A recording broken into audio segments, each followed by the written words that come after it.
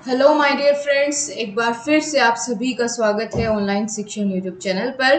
दोस्तों, DElEd third semester 2 मई यानी आज जो संस्कृत का पेपर हुआ है तो उसको हम सोल्व करने वाले हैं। इससे पहले हिंदी का पेपर मैं आपका सोल्व करवा चुकी हूं। अगर आपने नहीं देखा है तो कमेंट सेक्शन में उसका लिंक पिन कर दिया गया है, वहां से आप लोग देख सकते हैं। तो चलिए दोस्तों, बिना किसी देरी के शुरुआत करते हैं अपने आज के संस्कृत के पेपर का रिव्यू। कितने क्वेश्चन आपने सही किए आप कमेंट सेक्शन में जरूर बताइएगा। तो ये आपका आज का 7वां प्रश्न पत्र है संस्कृत 2022 में, यानी जो आज आपका पेपर हुआ है। तो सबसे पहले वस्तुनिष्ठ प्रश्नों को करेंगे, जिसमें पहला प्रश्न है संस्कृत में माहेश्वर सूत्रों की संख्या है कितनी है। बहुत आसान क्वेश्चन पूछा गया है। तो हर कोई जानता है कि संस्कृत में माहेश्वर सूत्रों की संख्या जो है वो 14 होती है। आगे पूछा गया है टे का उच्चारण स्थान क्या होता है। ठीक है, तो जितने भी वर्ग थे, का वर्ग, चा वर्ग, टा वर्ग, ता वर्ग, पा वर्ग, तो इन सभी के उच्चारण स्थान मैंने आपको हिंदी के मैराथन में भी करवाए थे। अगर आपने वो भी देखी होगी तो भी आपने इस प्रश्न का सही उत्तर दे दिया होगा। तो जल्दी से यहाँ पर आपने क्या ऑप्शन टिक किया वो बताइए। इसका दोस्तों सही जवाब होगा मूर्धा, क्योंकि कंठ से का वर्ग का उच्चारण होता है। ठीक है, और चा वर्ग का उच्चारण तालु से होता है, पा वर्ग का उच्चारण ओष्ठ से होता है, लेकिन मूर्धा से टा का उच्चारण या टा के पूरे वर्ग का उच्चारण होता है।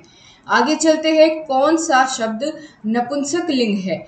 तो संस्कृत में 3 प्रकार के लिंग होते हैं, स्त्रीलिंग, पुल्लिंग, नपुंसक लिंग। तो यहाँ पूछा है कौन से शब्द में नपुंसक लिंग है, तो इसका सही जवाब हो जाएगा, इसका सही जवाब होगा ऑप्शन नंबर सी, एतत्। ठीक है दोस्तों, तो यहाँ पर आपका तीसरे क्वेश्चन का भी तीसरा ऑप्शन सही हो जाएगा।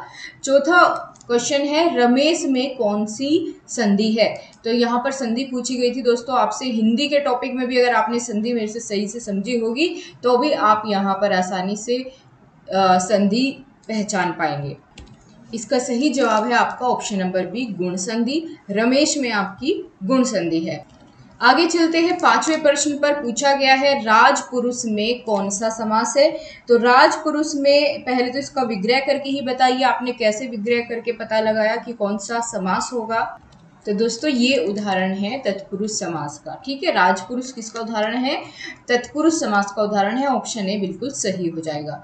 चलिए आगे चलते हैं, 2 मिनट में हमने फटाफट से एमसीक्यूज कर लिए हैं। अब हम अति लघु उत्तरीय प्रश्नों को देखेंगे, जिनमें पहला क्वेश्चन पूछा गया है दीर्घ संधि के सूत्र लिखिए। दीर्घ संधि का क्या सूत्र होता है दोस्तों, संधि सूत्र पूछा है दीर्घ संधि का। तो चलिए जल्दी से बता देती हूँ आपको। इसका संधि सूत्र होता है अकह सवर्णे दीर्घ। ठीक है, तो ये इसका संधि सूत्र होता है। आपको यूपी टेट में भी ये इसी तरीके के प्रश्न ज्यादातर पूछे जाते हैं कि संधि सूत्र बताइए दीर्घ संधि का, गुण संधि का। ठीक है, आगे चलते हैं, नदी शब्द में प्रथमा विभक्ति के तीनों वचनों के रूप लिखने हैं आपके नदी शब्द के। ठीक है, तो ईकारांत है, कैसे चलेंगे इसके तीनों विभक्ति के तीनों वचनों के रूप। नदी के प्रथमा विभक्ति के तीनों वचनों के रूप कैसे आप लोग लिखेंगे। तो प्रथमा विभक्ति में कैसा बनता है, प्रथमा विभक्ति में प्रथम पुरुष कैसे बनेगा, या एक वचन कैसे बनेगा, नदी। दूसरा हो जाएगा नदो और नद्य। ठीक है, ये इसके तीनों वचनों के रूप हो जाएंगे प्रथमा विभक्ति के। ठीक है, बिल्कुल। आगे चलते हैं, क्वेश्चन नंबर 8 में पूछा गया है 19 संख्या को संस्कृत में लिखिए। 19 को हम संस्कृत में क्या लिखेंगे वो यहाँ पर पूछा गया था। तो संख्या से जरूरी था एक प्रश्न आना, पहले ही आपको बता दिया गया था कि संख्या को तो जरूर से तैयार कर लीजिएगा सभी को। दोस्तों इसको बोलते हैं 19 को एकोन विशंति। ठीक है, ये बहुत इंपॉर्टेंट होती है, 19, 29 इस तरह से ज्यादा पूछी जाती है। तो इसको हम क्या बोलेंगे, एकोन विशंति। ठीक है, ये किसकी हो जाएगी, 19 को हम इस तरीके से संस्कृत में लिखते हैं। आगे पूछा गया है दोस्तों ये क्वेश्चन, नम के योग से कौन सी विभक्ति लगती है। ये दोस्तों नमा लिखा हुआ है, नमा के योग में कौन सी विभक्ति लगती है। तो मैं आपको इसका सही आंसर बता देती हूँ, इसमें चतुर्थी विभक्ति लगती है। ठीक है, चतुर्थी विभक्ति जो है इसमें लगती है, ये इसका सही जवाब होगा। आगे पूछा गया है पट धातु के लोट लकार प्रथम पुरुष के रूप लिखने हैं।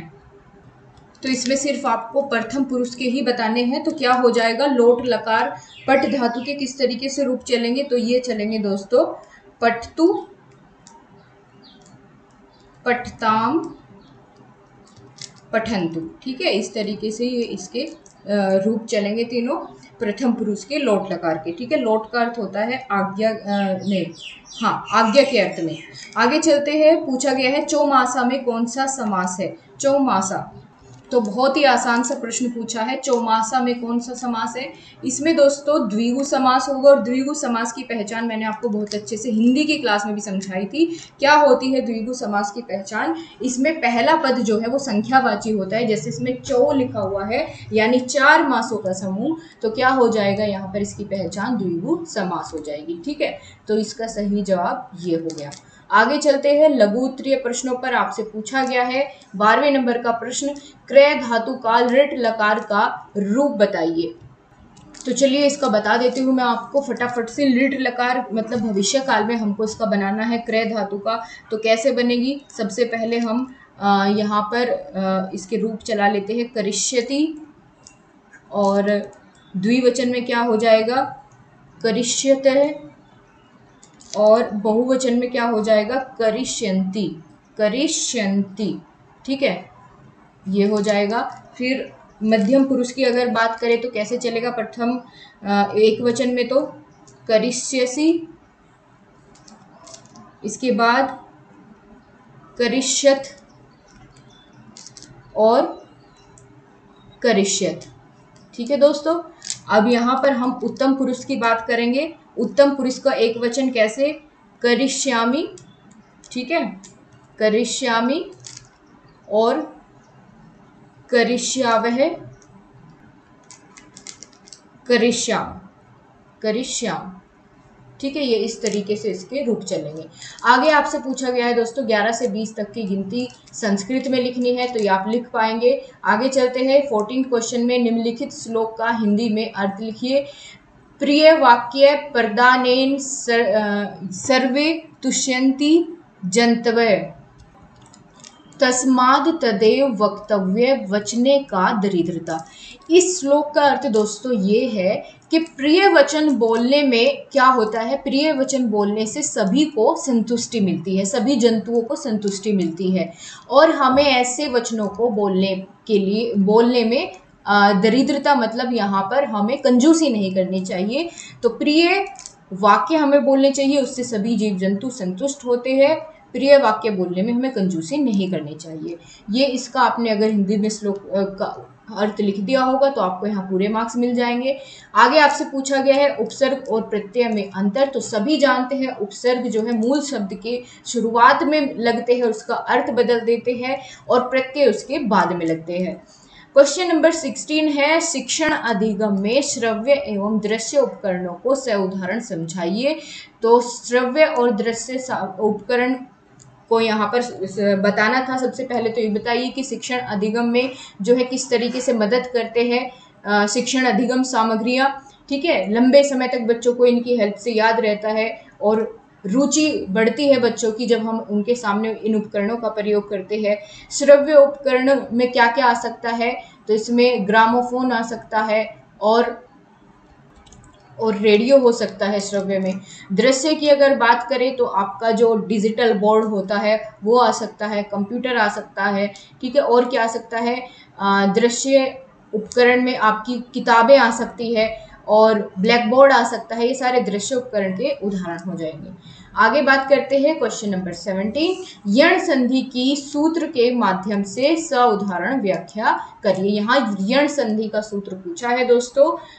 सबसे पहले तो आपको इसका यहाँ पर सूत्र बताना है। तो क्या हो जाएगा इसका सूत्र, इको यणाची। ठीक है, इको यणाची, तो ये इसका क्या हो जाएगा, सूत्र हो जाएगा।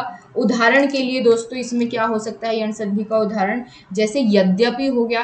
ठीक है, यद्यपि, तो इसको हम कैसे लिखेंगे, यदि धन अपि। ठीक है दोस्तों, तो इस प्रकार से हम इसको उदाहरण भी इसके साथ आपको देना था। आगे लास्ट क्वेश्चन है आपका क्वेश्चन नंबर 18, संस्कृत में कारक कितने प्रकार के होते हैं, उनके नाम लिखिए। तो यहाँ आपके वही जैसे हिंदी में होते हैं कर्ता कारक, कर्म कारक, करण कारक, संप्रदान कारक, अपादान कारक, ठीक है, संबंध कारक, ठीक है। इस प्रकार से आपने कारक यहाँ पर बहुत अच्छे से एक्सप्लेन किए होंगे और इसके उदाहरण भी लिखे होंगे। तो ये थे आपके 18 के 18 क्वेश्चन का सॉल्यूशन आपके संस्कृत के पेपर का। अब आपका कंप्यूटर का लास्ट पेपर का रिव्यू रह जाता है, वो भी मैं आपको कुछ ही समय बाद प्रोवाइड करा देती हूँ बहुत ही जल्दी से। तो तब तक के लिए नमस्कार दोस्तों। अगर आपको सेशन पसंद आया है तो आप लाइक और शेयर करना बिल्कुल ना भूलें। और हाँ, आप अपना स्कोर कमेंट बॉक्स में ज़रूर बताइए आपका कितने नंबर का एग्जाम हुआ है। मिलते हैं आपसे अगले सेशन में, तब तक के लिए जय हिंद, वंदे मातरम।